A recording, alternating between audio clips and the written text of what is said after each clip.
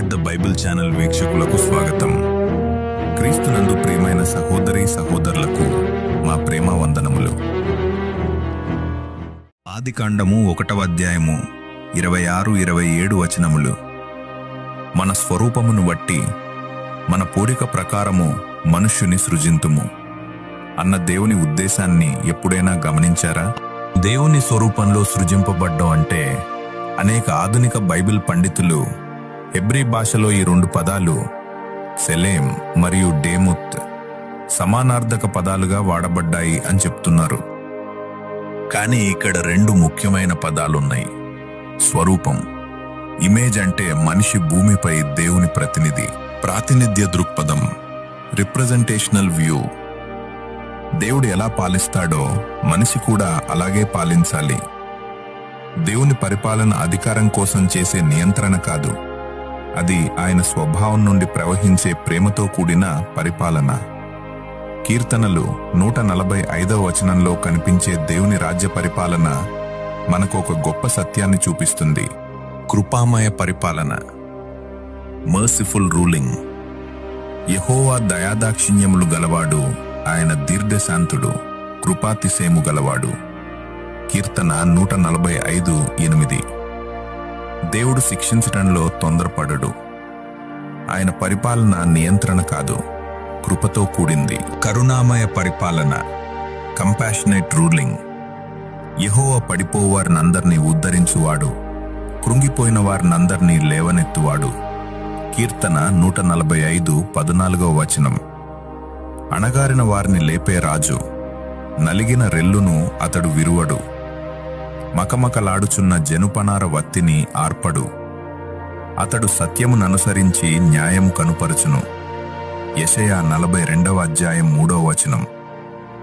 ఆయన బలహీనులను తొక్కడు, మనము కూడా బలహీనులను తొక్కకూడదు, వారిని నిలబెట్టాలి. పోషక పరిపాలన, ప్రొవిజనల్ ఆర్ ప్రొవైడింగ్ రూలింగ్. సర్వజీవుల కన్నులు నీవైపు చూచుచున్నవి, తగిన కాలమందు నీవు వారికి ఆహారమిచ్చుదువు. నీవు నీ గుప్పిల్ని విప్పి ప్రతి జీవి కోరికను తృప్తిపరచుచున్నావు. కీర్తన 145:15-16 వచనములు. దేవుడు కేవలం ఆజ్ఞాపించే రాజు కాదు, పోషించే తండ్రి. సమీప పరిపాలన, రిలేషనల్ నియర్ రూలింగ్. తనకు మొర్రపెట్టువారికందరికీ, తనకు నిజముగా మొర్రపెట్టువారికందరికీ యెహోవా సమీపముగా ఉన్నాడు. కీర్తన 145:18 వచనం. రక్షణాత్మక పరిపాలన, ప్రొటెక్టివ్ రూలింగ్. యెహోవా తను ప్రేమించు వారినందరినీ కాపాడును, అయితే భక్తిహీనులనందరినీ ఆయన నాశనము చేయును. కీర్తన 145:20 వచనం. ఆయన తన ప్రజలను సంరక్షిస్తాడు. అలాగే పోలిక, లైక్నెస్ అంటే దేవుడు త్రిత్వ స్వరూపుడు, తండ్రి, కుమారుడు, పరిశుద్ధాత్మ.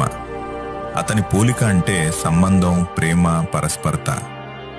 ఇటు మనిషితోనూ అటు దేవునితోనూ ప్రేమతో సంబంధం కలిగి ఉండాలి.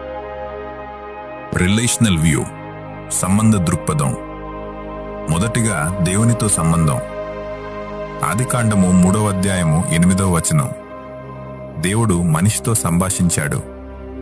రెండవదిగా ఇతరులతో సంబంధం. నేను మిమ్మును ప్రేమించినట్టే మీరును ఒకరినొకరు ప్రేమింపవలెను. యోహాను సువార్త 13వ అధ్యాయము 34వ వచనం. మూడవదిగా సృష్టితో బాధ్యతాయుత సంబంధం. భూమిని ఏలుడి. ఆదికాండము 1వ అధ్యాయము 28వ వచనం. మరి మీ పాలన మీ కుటుంబంలో, మీ చర్చిలో, మీ సమాజంలో ప్రేమతోనా లేక నియంత్రణతోనా? మీరు దేవుని స్వరూపాన్ని ప్రతిబింబిస్తున్నారా?